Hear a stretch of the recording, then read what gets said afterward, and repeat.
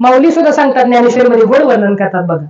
जैसा फळाची हवे तैसे कर्म करी आघवे, मग न कीजेची येणे भावे उपेक्षी हो. म्हणजे माऊली काय सांगतात, फळाच्या हवेनं काय करतो, कर्म करतो. समजा एखादा मनुष्य आहे आणि त्या मनुष्यानं काय केलं, समोर त्याला आंब्याचं झाड दिसलं, आंब्याचं झाड दिसलं, त्याला आंबा पाहिजे म्हणल्यानंतर त्यानं काय केलं, दगड उचलला.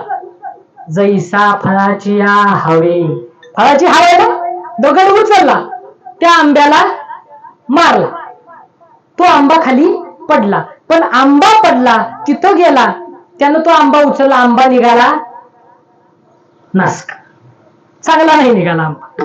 नासका निघाला म्हणल्यानंतर त्याने इकडे तिकडे बघितलं, कोणी मला बघितलं का नाही, तिथंच टाकून दिला आणि परत म्हणला मी याला दगड मारला नाही. माऊली काय सांगतात, जैसा फळाची हवे तैसे कर्म करी आघवे, मग न कीजेची येणे भावे उपेक्षी जो. म्हणजे परत काय म्हणला, आंबा जर चांगला निघाला असता तर त्यानं म्हणला आता मी पाडला आणि खाल्ला असता, पण नासका निघाल्याबरोबर काय केला,